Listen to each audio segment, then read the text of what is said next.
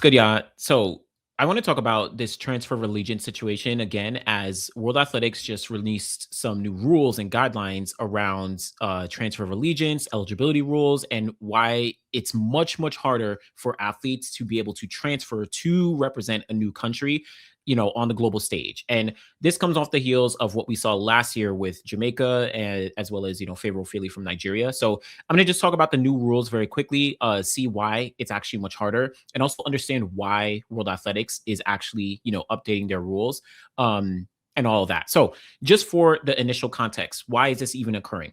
So last year, I think we all remember that there were four Jamaican athletes in, what was it, mid to late June, who announced that they were switching allegiance over to Turkey. And this was Roger Stona, you had Virginia Campbell, you had Jaden Hibbert, and Wayne Pinnock. And three of them, Stona, you had Campbell, and Pinnock, they all medaled at the Olympic Games in 2024. And then Jaden Hibbert, he made the final. He was fourth place at the Olympics. These are core athletes for Jamaica. And this kind of sent shockwaves not only through, Jamaica, but then also the world, because these four athletes were transferring at the same time, all to the same country. Obviously, there's a ton of different reasons as to why. Check out, I've done videos, and a bunch of people have done videos on it. But just shortly after that, I think within the same week or maybe a week or so after, we saw that Favorable Feely of Nigeria was also switching allegiance over to Turkey. And this just like further, amounted to a shockwave through the sport. And it was a very, very big deal. So what you're looking at, just from the country of Turkey, you're looking at five different athletes, four from Jamaica, one from Nigeria, that were all transferring to one single country of Turkey. And it was four athletes from one country. Like, that in itself was also crazy, all at the exact same time, essentially, right? Again, these happened in June of 2025 in terms of, this was like late June. So all June 2025. So what actually happened after this, to get to the why, is the J3A, they actually raised concerns to World Athletics saying, listen, this can't be a thing. Like, you can't just have other countries poaching our athletes, or, having all these athletes transferring at the same time. Now, I know many people are going to have very valid criticisms of the J3A, but they did raise concerns to World Athletics to, report this situation actually occurring. So World Athletics then proceeded, I guess, over the past couple months, and now, we get to where we're at now with some new rules. They essentially, I guess they probably saw this essentially as exploitation of the system. And in this case, it was by Turkey. But let's be very clear, this is not a new phenomenon. Again, tons of videos have been done on it, so you could check those out. But this is not new. This is just a very, very blatant situation, and it's done by, happened to Jamaican athletes, as well as Favorable Feely with Nigeria. And specifically, it's all happening from Turkey in this one instance. So very, very high profile. So they decided to make some changes. World Athletics made some changes specifically to their eligibility rules, and they're now effective as of March 27th, 2026. And they further clarified in their transfer of allegiance regulations. And again, this is all effective as of March 27th, 2026. So I'm going to quickly go through some of these changes and some of these details. But just to be clear, anything that occurred prior to March 27th, 2026 is it falls under the old rules. So all these athletes who already submitted their applications, that was last year. So this is only for athletes going forward after March 27th, 2026. So just for that context. Again, I'm going to go through the rules, but I'm also going to explain what they're exactly trying to do. And when I say what they, I mean like World Athletics, what they're trying to do from here on out. And just a quick summary before I go through the rules, but I'm going to go a little more in depth after, is one, World Athletics is essentially, they're trying to make sure that transferring is done for legitimate reasons, and there's a legit connection, with the athlete to whatever country they're transferring to. We'll dive into that a little bit. They're trying to push countries, it seems like, to create and invest more in developmental programs, right, on their youth and junior levels. Again, we'll talk about that. Connected to that, they're trying to push athletes, young athletes, to be part of these developmental programs in their home countries, right? And then finally, I think this is probably the most important, they're trying to protect individual athletes throughout their transfer process if they eventually do go through it. So first thing, let's quickly note what actually is changing. There's a few different things. I'm going to go down into these rules here. First off, they're creating a national review panel. And this independent national review panel, essentially what this panel is going to do is it's going to review, approve, or and or reject any transfer applications that do come through the system. So this panel is going to have the absolute authority around this entire process for athletes who want to transfer and for countries who are trying to potentially have athletes join them or leave them, whatever it may be. Now, they can do things like request evidence from countries and or athletes. They can launch investigations into transfers. So maybe if they feel like something seems a little sketchy or they need more information, they can launch kind of investigations. Maybe they'll find out, oh, this athlete, was bribed in some capacity. Like that's what this national review panel is going to be able to do. So they'll have full authority. On top of that, no one who's associated with a specific country can be part of that transfer process for an athlete's application. So, as an example, let's say that they have a whole selection process for the national review panel. Let's say that on this national review panel, they're trying to determine who's going to be part of the panel, and it's in relation to Favor Ofili. No one on that panel can be either from Nigeria or from Turkey, because then that would, present any, some sort of conflict, some sort of like interest in some capacity. They want to eliminate any of that, appearance of conflict. And it's like no one who is part of either of those countries are able to actually be part of the panel. So they want to make it as fair as possible. That I think is number one, because it provides more clarity around the entire process, makes it a little more fair, makes it less biased. Because listen, there's a lot of things with World Athletics that we don't know, right, in terms of how things go about. I'm not saying this is going to be 100% more clear, but at least they do establish a national review panel to make things a little more clear. So that's number one. Second thing is how many athletes can actually transfer, and this I think is the most interesting thing to take a look at. In the rules here, this is talking about how many athletes are actually able to transfer during a designated time period and when applications are actually able to go through. So, first off, the total maximum number of applications that a member may submit pursuant to rules, 423 and 442 to the National Review Panel is 10 applications over each Summer Olympic 4-year cycle. All right. That's very, very key. And I'm going to pause there for a second. That means that within a 4-year cycle, right? Obviously, we operate in Olympic cycles, but let's say we're in 2026 right now, from now until 2030, right? 4 years. Each country, so let's just use Turkey as the example, they can only apply for a maximum of 10 athletes within that entire 4-year period. Right? They can't apply for 11. They can't apply for, they can't. They could only get apply for a maximum of 10. Doesn't mean 10 will be approved, but that's a maximum they can actually apply for and say, hey, this athlete wants to transfer to our nation to represent us. Here's, the 10 athletes or whatever it may be. But gets even deeper. Within the limit of 10 applications over the Summer Olympic 4-year cycle, a member cannot submit applications to transfer more than 2 athletes from any other member. I'm going to pause there. What this is saying is that of those 10 applications that a country makes, it cannot be more than 2 athletes from the same country. So you can see this very clearly. Turkey, and let's use Turkey as the example, they can't get 4 athletes from Jamaica like they did last year. That just cannot happen anymore. They can only get or apply for, let me be clear, they can't get, like they got to apply, it has to be approved with the whole panel. They can only apply for 2 athletes from the same country. So they can apply for 2 athletes from Jamaica, and then maybe they can apply for 2 athletes from Nigeria, and then, 2 athletes from the United States or whatever it may be. But you cannot apply for 3 athletes for Jamaica. That cannot happen within that 4-year Olympic cycle and within those 10 athlete, total applications that you do have. All right. So again, that essentially would eliminate this situation from happening where 4 athletes from Jamaica are all transferring allegiance to Turkey. All right. So that process gone, can't happen again.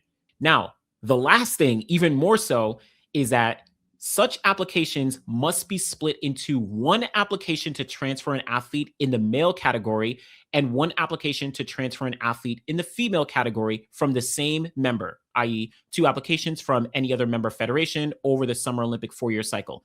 So essentially, this gets even more granular. So of the 2 athletes that you can apply for from 1 country, 1 can be a man and 1 can be a woman.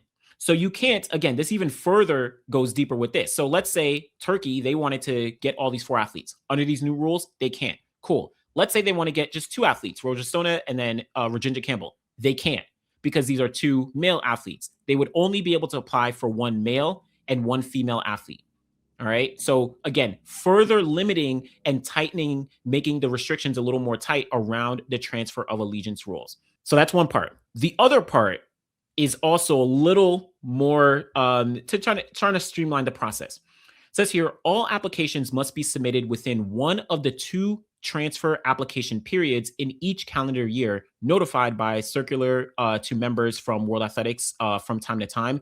And athletes cannot directly submit an application to the National Review Panel. So this just really means that athletes can't go directly to the National Review Panel. Has to be, the member federations, along with the athletes.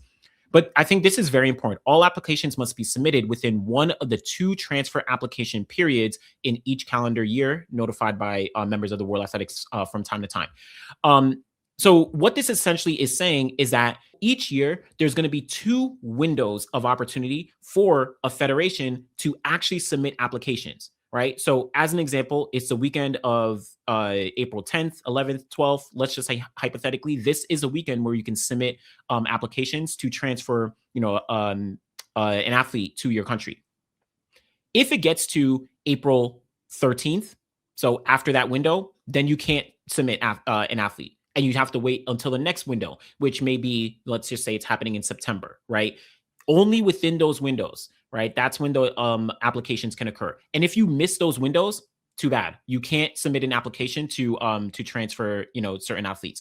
So this again tightens things up so that you can't have a country just like picking athletes. Oh, okay. Oh, I found this athlete in January. Cool. Let me grab them. Oh, I found this athlete in April. Oh, cool. Let me grab them. I found this athlete in, in June, July. Like you can't do that.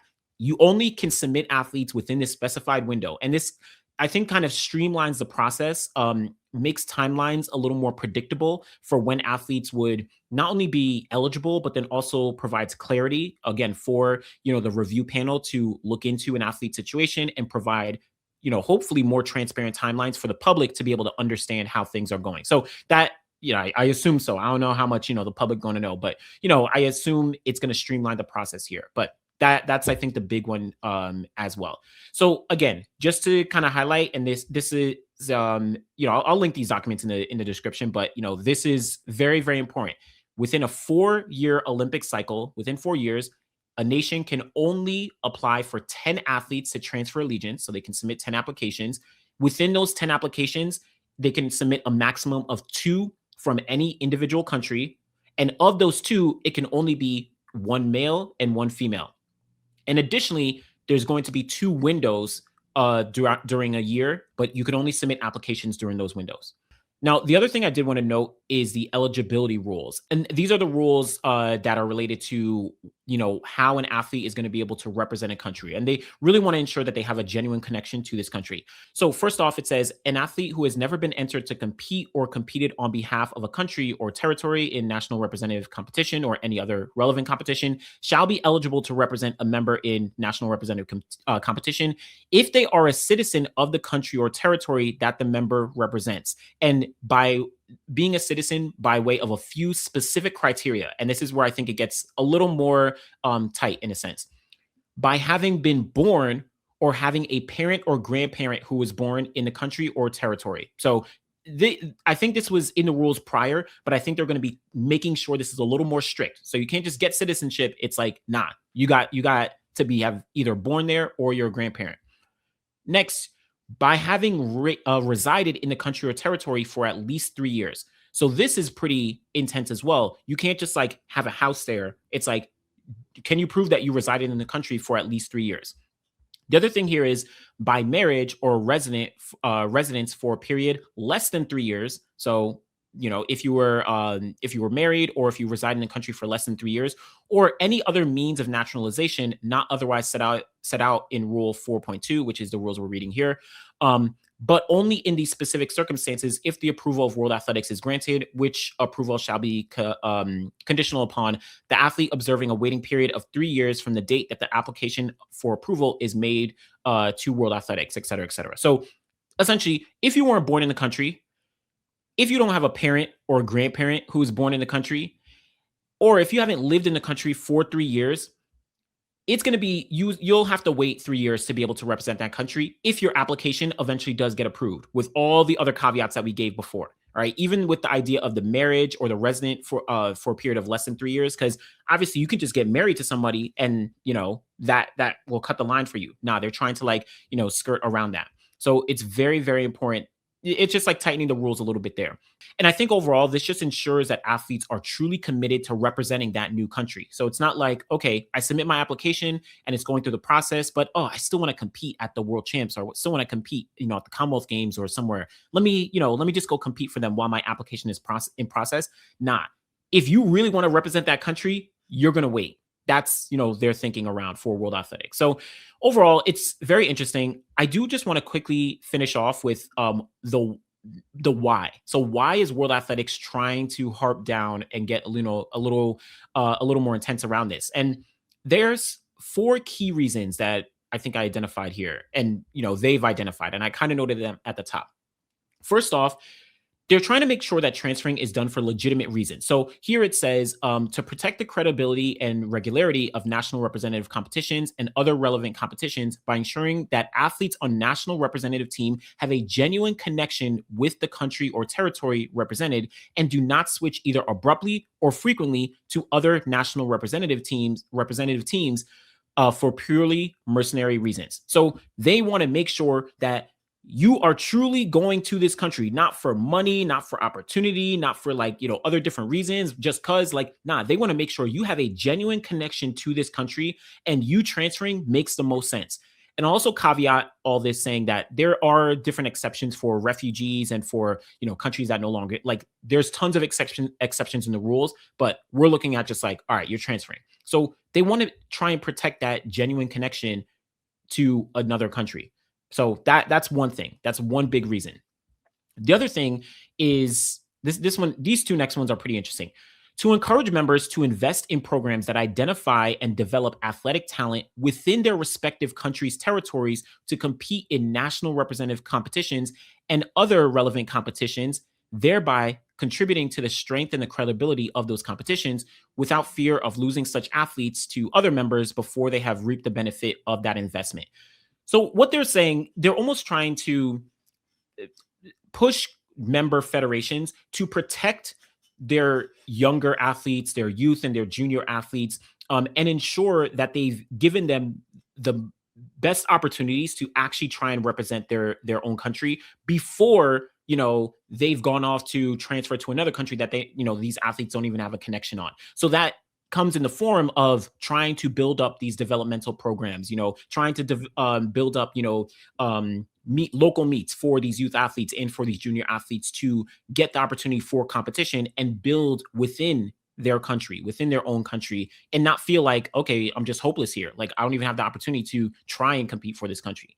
It seems like that's what this is indicating, a little push towards that. You know what I'm saying? I guess this is I know in Nigeria, you have the MTN champs that's been going on. That's a league. I know they also, with some of those MTN champs, World Athletics has granted continental tour status, I think bronze level status to some of those.